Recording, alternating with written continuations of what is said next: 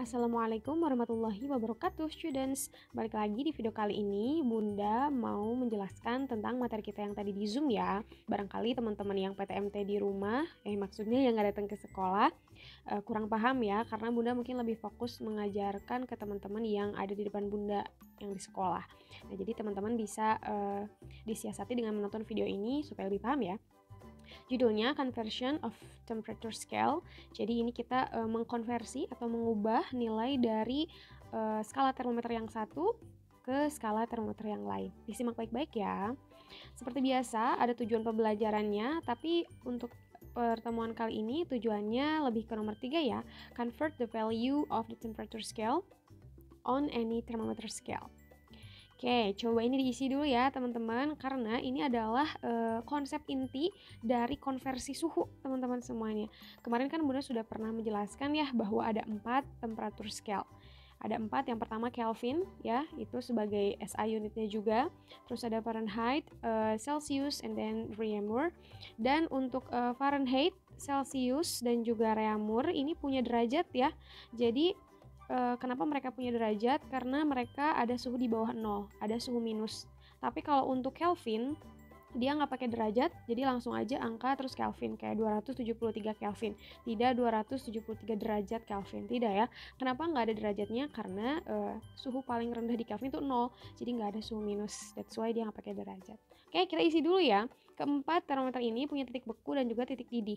Titik didih atau bisa disingkat TD atau boiling point ya. Untuk Kelvin dia punya berapa? Di titik didih air mendidih akan di suhu 373 Kelvin ya.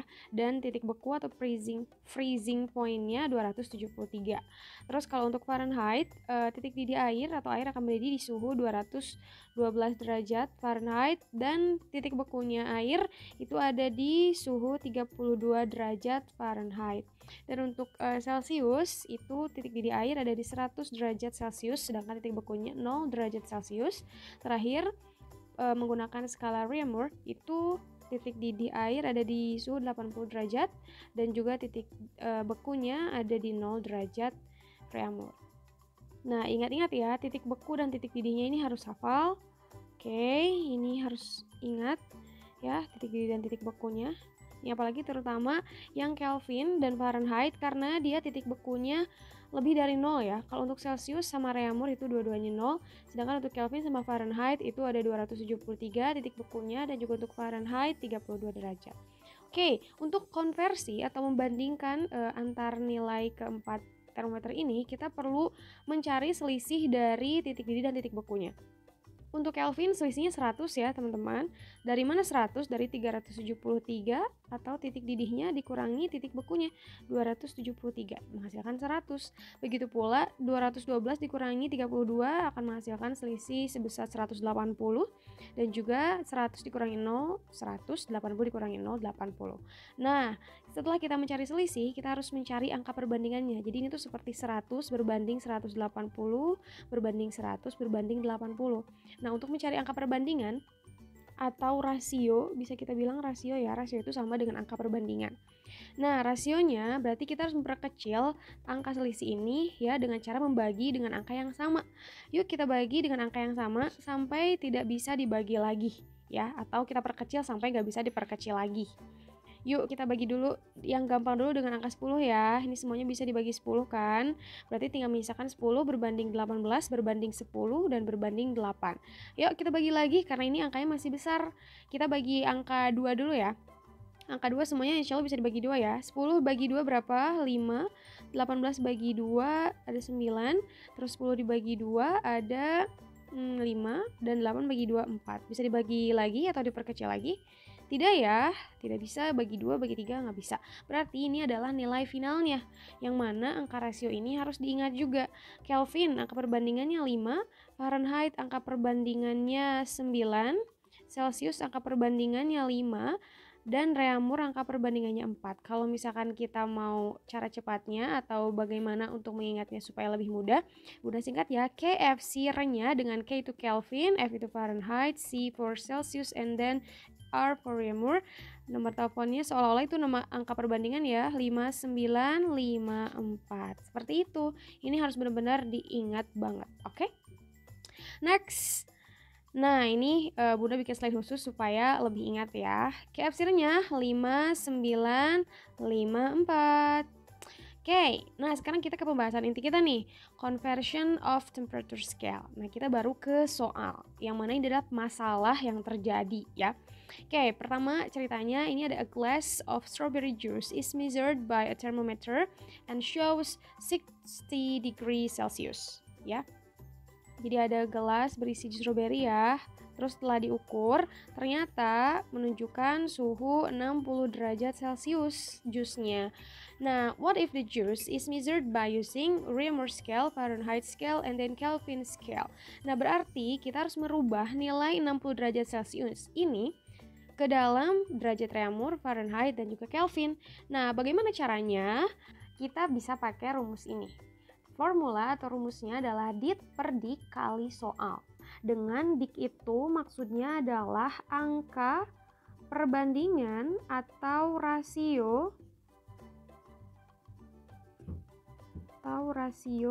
dari skala temperatur yang ditanyakan. Salah dit kan? Yang ditanyakan ya. Sedangkan kalau untuk dik adalah angka, benar singkat ya, angka perbandingan atau rasio dari skala temperatur yang diketahui. Pokoknya sama kayak ini, cuma bedanya di sini ya. Kali soal. Nah, ini ada catatan ya. Catatannya, semua konversi itu pakai rumus dit per dik kali soal. Cuman ada penyesuaian bagi skala temperatur yang memiliki titik beku freezing point-nya lebih dari 0 derajat, which means Fahrenheit sama Kelvin. Titik bekunya 32 untuk Kelvin ya, sedangkan Fahrenheit untuk Kelvin berarti 273. Nah, ini harus menjadi catatan, oke? Karena ada beberapa penyesuaian bagi mereka berdua. Oke, sekarang langsung kita menjawab yang A ya. Tadi kan ceritanya kita mengukurnya pakai Celsius ya, dan jus strawberry ini bersuhu 60 derajat Celcius. Sekarang kita pengen tahu 60 derajat Celcius itu setara dengan berapa derajat Reaumur sih? Nah, ini kalau dituliskan secara sederhananya berarti soalnya seperti ini kan, 60 derajat Celcius sama dengan titik-titik derajat Reaumur, gitu kan? Nah, kalian harus bisa merubah soal cerita ke dalam bentuk soal seperti ini. Itu langkah pertama ya. Jadi jangan bingung kalau kalian baca soal cerita yang panjang. Kalian harus bisa menerjemahkan apa sih maksud soal itu, atau soal itu bisa dituliskan secara sederhananya seperti apa. Nah, kalau soal suhu seperti ini ya, 60 derajat Celcius berarti berapa derajat Reaumur. Ingat rumusnya dit per dik kali soal ya. Oke, ini rumus yang harus diingat. Oke, nah ini Bunda kasih gambar temperatur di pinggir ya untuk menjadi patokan. Ini hanya untuk latihan aja, sedangkan nanti di soal aslinya nggak akan Bunda kasih. Ini hitung-hitung latihan dulu ya. Dit per dik kali soal. Ditanyakan ya. Tadi yang ditanyakan itu adalah angka perbandingan dari yang ditanyakan. Yang ditanyakannya apa? Reaumur kan? Berarti angka perbandingan Reaumur berapa? 4.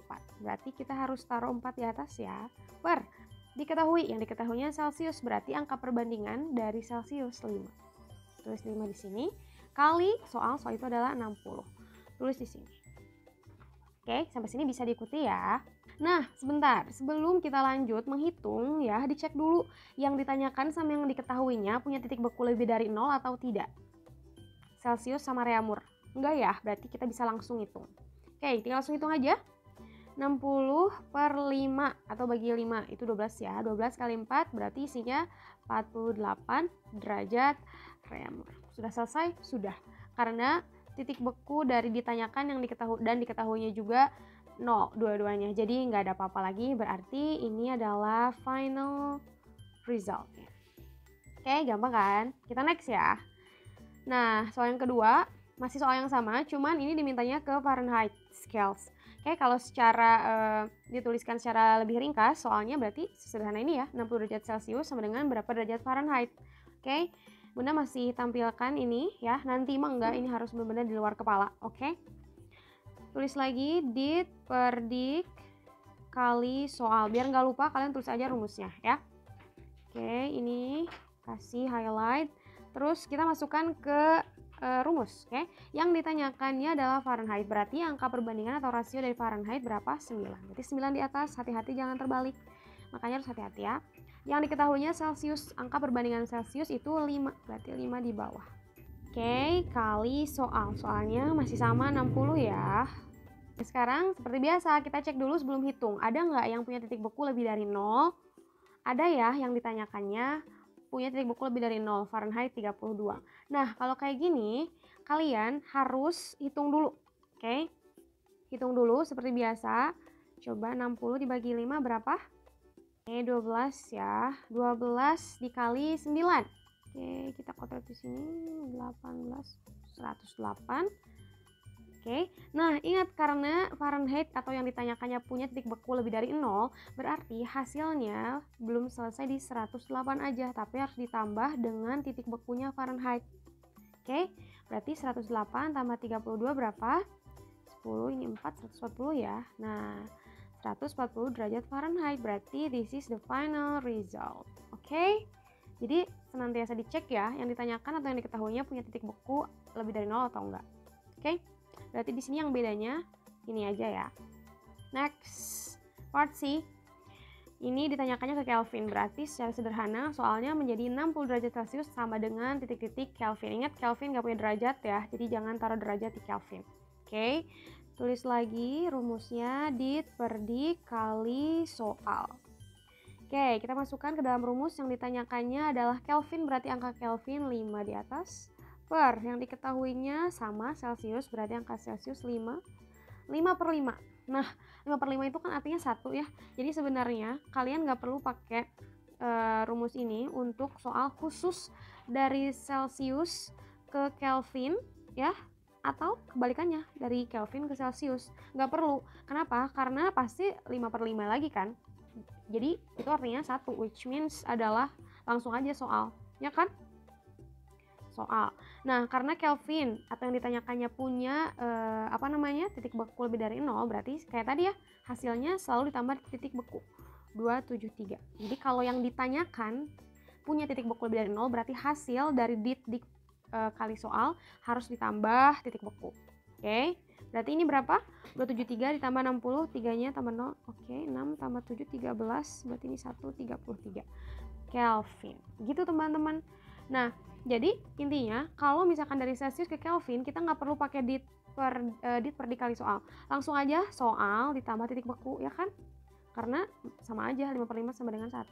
Mau dari C ke Kelvin, tetap aja tambah 273. Ya, kalau dari Celsius ke Kelvin tinggal tambah 273.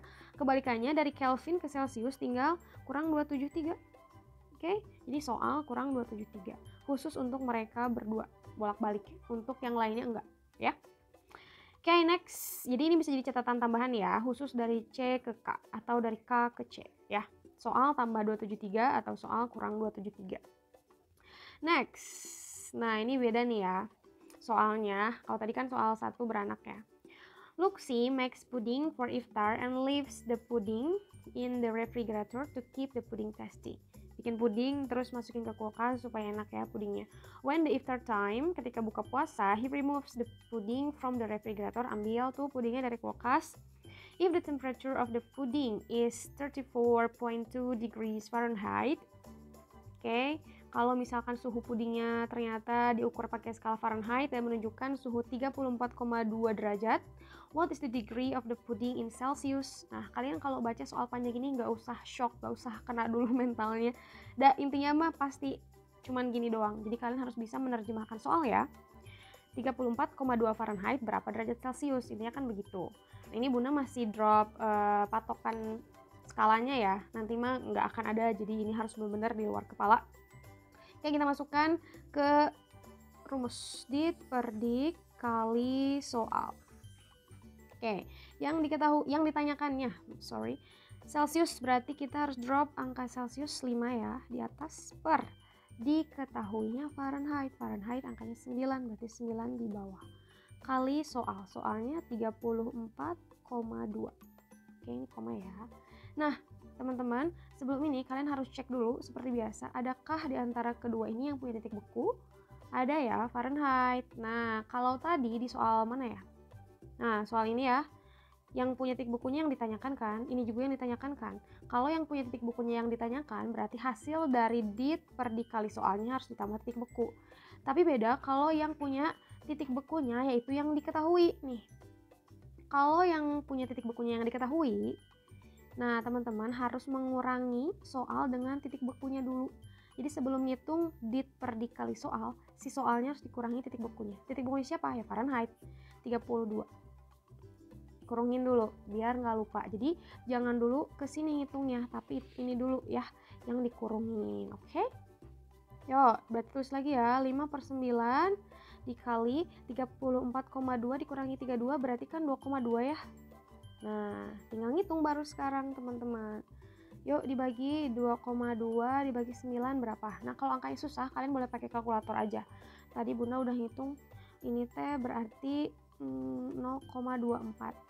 Oke, ambil aja 2 angka di belakang koma ya. Kalau angka sulit boleh pakai kalkulator, tapi kalau angkanya gampang bisa ditalar gitu ya. Ya usahakan jangan biar otaknya juga agak terlatih. Tapi kalau susah boleh pakai kalkulator ya. 0,24 dikali 5 itu isinya 1,2. Oke, tadi Bunda udah hitung dulu. Derajat Celcius. Sudah selesai ya. Karena kan titik bukunya sudah dikurangi di sini. Berarti this is the final result. Oke. Ya, gampang ya. Jadi itu adalah catatan atau penyesuaian yang diberlakukan ketika salah satu atau keduanya mempunyai titik buku lebih dari 0 ya. Kalau yang ditanyakan punya titik buku lebih dari 0 berarti hasil dikali soal tambah titik bekunya. Tapi kalau misalkan yang punya titik bekunya yang diketahui, berarti soalnya harus dikurangi titik bukunya dulu sebelum ngitung dit per dikali soal gitu ya. Kalau kalian bingung, kalian pause dulu, reply lagi ya. Oke, sekarang soal nomor 3 ya. A wire coil is supplied with electricity so that it heats up and reaches a temperature of 298 ribet ya nyebutnya 298 K atau Kelvin. The temperature is equal to bla bla bla Fahrenheit. Nah, berarti secara sederhana soal seperti ini 298K sama dengan berapa derajat Fahrenheit. I still put this down here. Oke, kita langsung masukkan ke rumus dit per dik kali soal. Oke, kita cek ya. Masukkan ke dalam rumus angka-angkanya. Yang ditanyakannya Fahrenheit berarti angkanya 9 di atas. Per yang diketahuinya Kelvin berarti angka 5-nya di bawah. Kali soal. Oke, soalnya 298. Ingat jangan dulu langsung ngitung, cek dulu punya tabungan atau enggak. Oke, ini keduanya punya tabungan ya. Kelvin punya tabungan 273 dan Fahrenheit punya tabungan 32. Bun, kalau kayak gini gimana dua-duanya? Oke, berarti yang di sini dulu ya. Yang diketahuinya punya titik beku dulu. Oke, 298. Berarti soalnya harus dikurangi titik bekunya Kelvin dulu ya. Berarti dikurangi 273. Oke, ini dikurungin dulu biar dikerjakan terlebih dahulu dibanding perkaliannya. 298 dikurangi 273. Kita hitung.